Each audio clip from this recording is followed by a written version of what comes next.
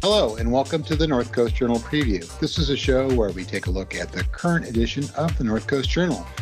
My name is Matt Knight, and I am in for Dave Frank this week, and I am also joined by Pat Greenson, who is the news editor of the North Coast Journal, and Jennifer Fumiko Cahill, who is the arts and features editor of the North Coast Journal. Welcome, guys. Hey, Matt, how you doing?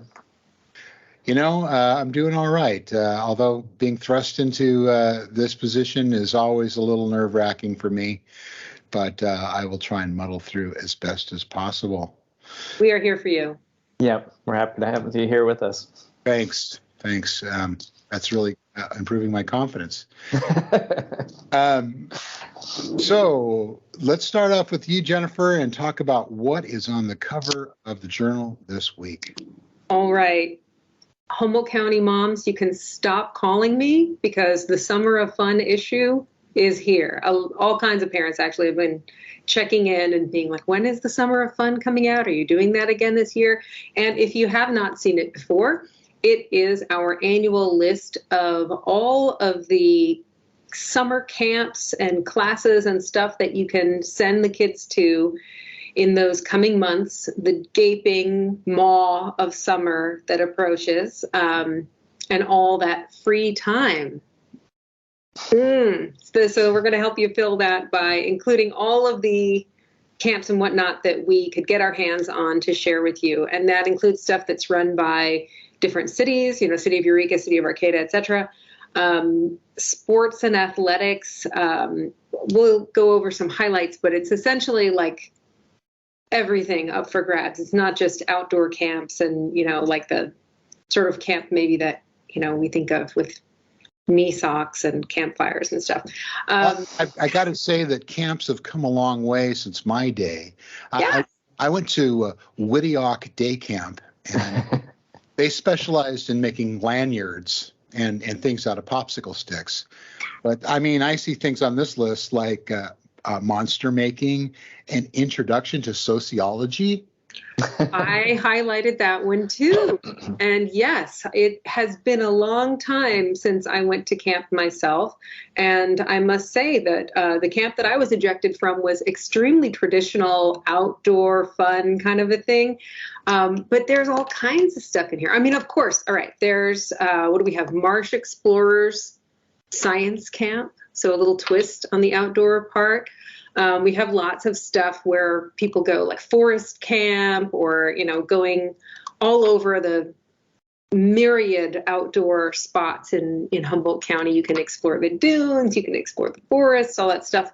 But there's a lot of kind of indoor stuff too, which on the weird rainy season that we're having these days, doesn't sound like a bad idea. The Intro to Sociology camp, I'm like, can I go to that? Because I think I skipped that in college. Yeah, there's that, and there's an algebra camp. I saw that. I mean, I'm glad there is one, but for me, that would have been like the seventh circle of hell. Yeah. But times have changed. My parents would have had to be really mad to send me to algebra camp. Yeah, please send me to do an undercover story on algebra camp. I'm not going to be solving for why anytime soon, but Redwood Curtain Theater is having a bunch of camps this summer, which include all kinds of like acting stuff, all kinds of drama stuff, dance stuff, and my personal favorite, unarmed stage combat, ages 14 and up. Because let's face it, your 14-year-old at home is going to spend their summer fake fighting with their siblings. Please be fake. Anyway, so you might as well send them. Somebody else can watch your kids fight in someone else's living room. I also see here how to be a movie extra. Yes, how to be a movie extra. I think that involves like a folding chair and having your lunch in a cooler. Yeah.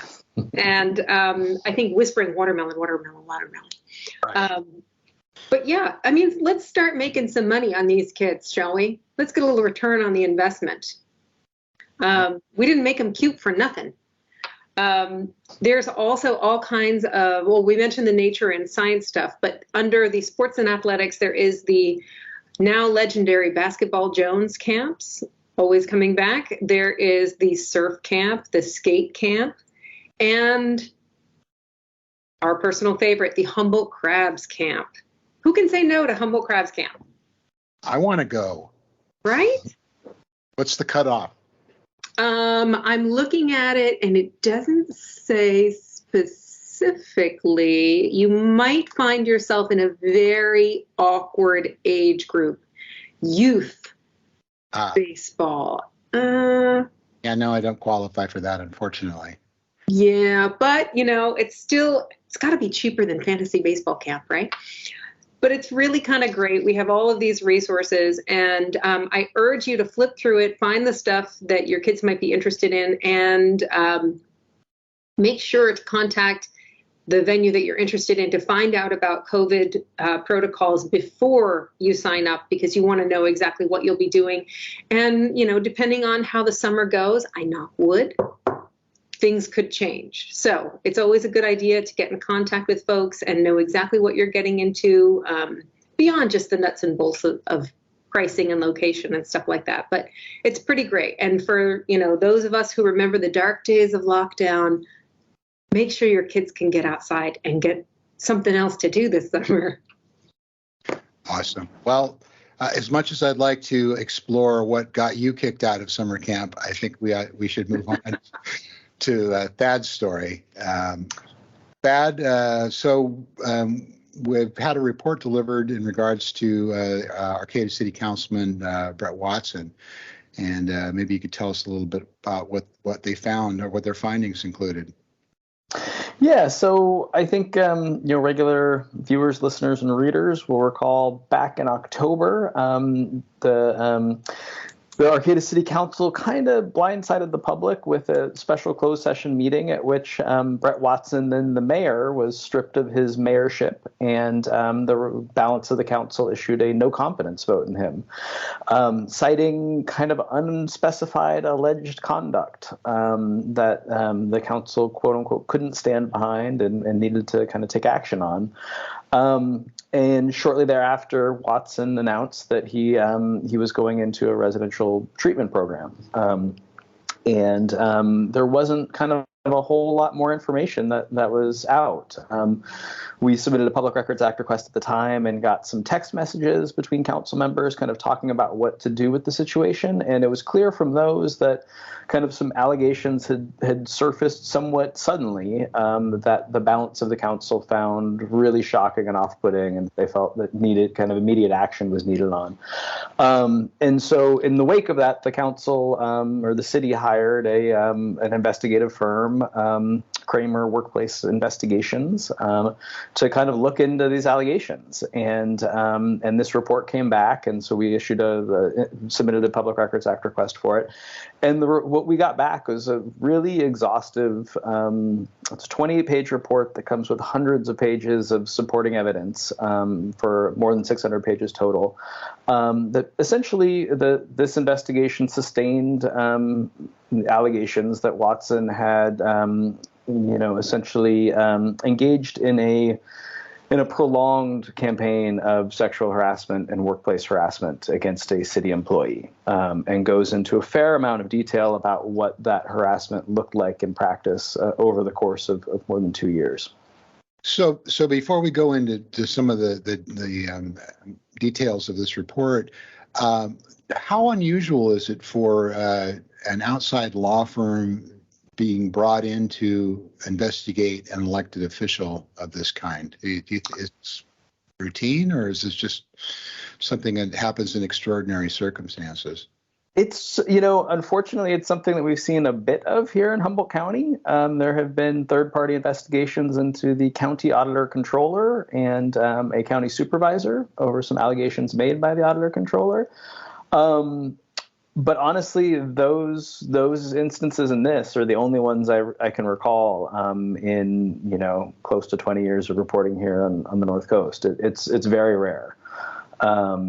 And it's rarer still for the findings of the investigation to be made public in this kind of way. But because the finding was that these allegations were sustained and that according to the investigation, the council member, the elected official, had engaged in misconduct, by law, it is something that has to be disclosed. So let's talk a little bit about what the findings are and what kind of conduct that the report dug up. Yeah, so the report essentially found that Brett Watson, for lack of a better term, became fixated with a specific kind of senior employee in the city of Arcata, and first just engaged in a pattern of behavior that included texting her after hours, texting her on the weekends, calling her on after hours and on the weekends, and oftentimes to discuss things in his personal life, not city business. Which the report found was inappropriate for a council member who is essentially this employee's boss. This employee who's unnamed in the report, is answerable to the city council. So Councilmember Watson is one of her 5 bosses. And so that's where it starts. And then, there's some stuff about unprofessional workplace demeanor, just as far as him lashing out at staff and being rude and curt and things like that. But where things really, go off the rails, for lack of a better term, is at some point after he became mayor I think it was in early 2020, he essentially professes that he has romantic feelings for this employee, that he has, I think he deems it a crush at one point, and other folks say that, he has become kind of romantically obsessed with her. And the employee, this comes to the employee's attention, and she decides at that point not to tell other people about it. And that, out of a desire to just kind of make it work and make Brett Watson successful as a council member and make the city council successful and kind of further the city's business, that this is something that she will just navigate with him. And so she repeatedly throughout rebuffs any advances, makes clear to him that she feels like anything beyond a professional relationship with him is inappropriate, but kind of continues this dialogue. And one of the undercurrents through this whole thing is that really, I think the text messages between Watson and this employee that were released as a part of this investigation, and there are more than 400 pages of them, really give the public a lot of insight into what they were talking about, what they're communicating about, and what Brett Watson was going through at the time. And they really paint a picture, in my mind, of somebody who is going through some severe mental health issues, severe depression. He is, he's having marital problems, he's having other family problems, and is really leaning on this employee to help him through it. And at certain points, is saying things to this employee that, telling her that she is his best friend, that she is the only reason he's been able to improve and get through some of the situations. And it really appears to become somewhat of a manipulative situation where intentionally or unintentionally, he is making the employee feel like she can't withdraw from these communications without putting him in jeopardy, without risking his mental health or even really risking kind of a more serious outcome. And so they come across just as tremendously manipulative and putting this employee in a really horrible situation. Right. And that would, I guess, explain why this went on for quite some time. I think the period here is 2019 to 2021 into late into 2021. So that's quite an ordeal we're talking about. Yeah, absolutely. And things only really kind of come to a head and get to the point where we're at now is because in the fall of 2021, Brett Watson, this employee, and another council member go on a trip to a League of Cities conference in Sacramento. And during this trip, there's an incident at dinner that the details of aren't terribly important, I don't think, but kind of the employee and Watson have a verbal altercation where she really lays down kind of some firm boundaries in front of this other council member. And then Watson is distressed and talks to the other council member that night, and apparently very much opens up with the other council member about his feelings for the city employee, about the nature of the relationship over the previous 2 years, to the point where the following morning, the other council member comes to the city employee and says, he is really obsessed with you. This is really unhealthy. And like, you need to talk to the city attorney about it. We need to kind of take next steps here. This isn't appropriate. And so at that point, the employee does take the matter to the city attorney, who then brings the rest of the council into the loop, leading to the no confidence vote and the third party investigation. Oh boy. So I see that we've got a Arcata City Council meeting coming up on the 17th, I believe it is. I think it's the 16th, actually. 16th, okay. Any feeling for what's going to happen at this particular meeting, or? No, I mean, this is a really complicated situation moving forward because as an elected official in the city of Arcata, the council can't fire Brett Watson. They can't do anything beyond really the vote of no confidence that they've already issued, which is just kind of a public reprimand. But they have no ability to remove him from office. So he is up for re-election in November. So this matter will come before voters. But for the 6 months between now and election day, there's really not much the city can do. Some cities in their city codes have kind of an impeachment clause that allows the balance of a council to vote somebody out of office, essentially, or remove somebody. Arcata doesn't have that. So what's going to be a real challenge for the city moving forward is how to continue governance and how to continue keeping kind of, the train on the tracks as far as the city is concerned and city projects moving forward, when you have 1/5 of the city council who, for very obvious reasons, can't work with a crucial member of city staff in what is a small city government. And, it's not like this is a huge organization where, these functions of this one city employee can be delegated. And so it's going to be pretty complicated moving forward. Quite the mess. Mm-hmm. So, and I should add that, certainly the one way that the situation could be alleviated is that one of these people could leave, that Brett Watson could resign his post and leave city government, or the city employee could leave. The city employee has been pretty adamant that she doesn't want to, and others have very much come to her support. They don't want her to leave the city. But I'll say that, Brett Watson, in a brief comment to us, was adamant, saying that he has never harassed anyone in his life, I think was the exact quote he gave us, and that he has not read the report, but he disputes kind of any of the allegations against him. So it does not seem as though he is in any way entertaining leaving office.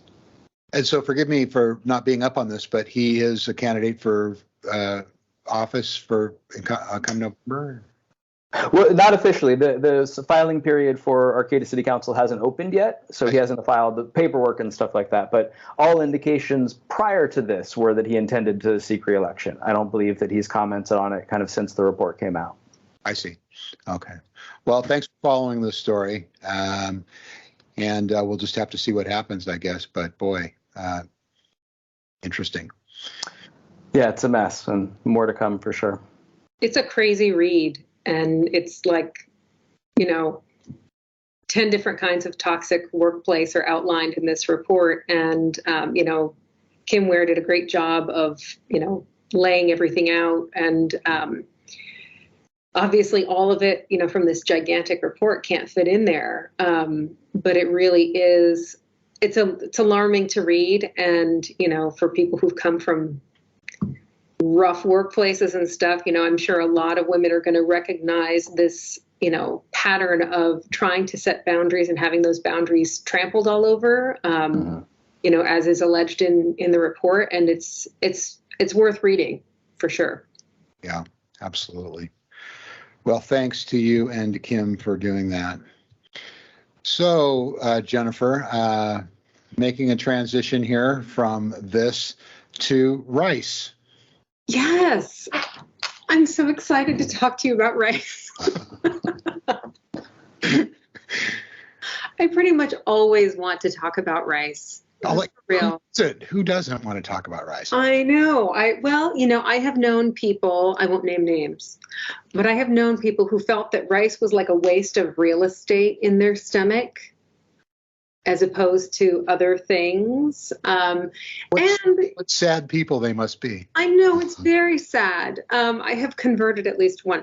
But rice being, such a staple and such a basic part of so many diets, particularly Asian people's diets, Wendy Chan has come in to share one of her favorite rice recipes. And I just want to take a moment. Let's have a moment of silence for people right now who are like paleo and no carb. Very sad for you. It's rough. It's rough. I have to say, of crazy, health kicks that I've been on or whatever, the one where I couldn't eat rice, I thought I was going to die. I was like, who am I anymore? And, she mentions that among some Chinese elders, they still greet each other by saying, have you eaten rice yet? And I know lots of people come from families where the first thing they say when you're in the door is, have you eaten yet? Right. And, in Japanese, the word for meal is rice. We go out and eat, French food or something. And then sometimes, like Japanese people, after a big meal or something, after steak, they'll turn to each other and be like, do you guys want to go get some rice?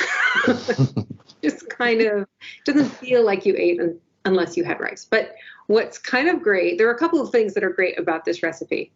One is it's a lot of chopping, like that kind of prep work, cutting up. She uses kohlrabi in this, which is great. You can also use broccoli stems, but it's that crunchy, sweet, bright part. Don't throw out your broccoli stems. Broccoli stems are great. You just slice them like little coins or cut them into little tiny pieces and stir fry them with everything else. Don't just buy the florets. The broccoli has so much more to offer you. But this involves chopping up, lupchang sausage, Chinese bacon, dried shrimp, dried and reconstituted shiitake mushrooms. You can substitute in chicken. You can do different things. It reminds me a little bit of something I grew up eating, takikomi gohan, but hers is this wonderful, imagine doing fried rice, but not frying the rice. So what she does is she gets all these ingredients together and she fries them in honestly not that much oil. And then when the rice is almost done, about 90% done, just a couple minutes left on your rice cooker or just almost done in a pot on the stove, then she dumps those contents, which are seasoned and fried and tasty and fragrant, on top of the rice and puts the lid back on. And then you kind of let the rice finish and then toss it before you serve. And what it does is it distributes that flavor. And in the case of the stovetop rice, which I am just too lazy to do, I'm just sorry.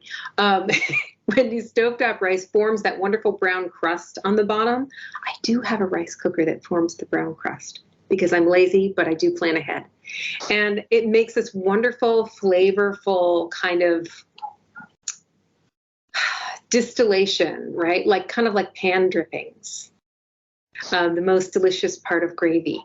And you sort of toss it together, put green onions over the top and serve it. And it has everything in it. It's got a little seafood. It's got a little meat. It's got some vegetables in it. The name of it in Chinese or in sort of common parlance is oil rice, which I can see how that's not maybe the most attractive food name. One of my favorite things, konnyaku, translates to devil's tongue root jelly. Translation doesn't always do us favors. So no. She is calling it here country braised rice, which doesn't that sound fancier, nice. Right? Appetizing, yeah. Right? For appetizing. Although with family, she still calls it oil rice. And she did text me and be like, do you want some of this oil rice? And I have to say, maybe one of the best editorial experiences of my life was eating it while editing her story. It was awesome. But it's a great recipe and it's weirdly simple. And if you have to substitute things, like if you don't have Chinese bacon on hand, again, moment of silence for you. But also, you can substitute in other things. You would not be crazy to look for other proteins. You could make this vegetarian. It'll be, of course, very different by using more of the reconstituted vegetables, the turnip, mustard green, pickled mustard green that she has in there. You can sort of use your imagination, but the basic method of frying the bits and the fragrant items together and then tossing it on top of nearly cooked rice is kind of genius. It's wonderful. And I'm so happy that she's sharing it with us. It's making me hungry. I'm going to have to go out and find some rice now. That's all there is for it. Well, terrific. That's really good. And you can find that recipe and much, much more in the North Coast Journal this week. Current edition is now on newsstands and online as always 24/7 at northcoastjournal.com. Thad and Jennifer, thanks so much for being here. And Dave will be back next week. And I think things will be slowly but surely returning to normal. Thanks for sitting in with us, Matt. Right. Thank you.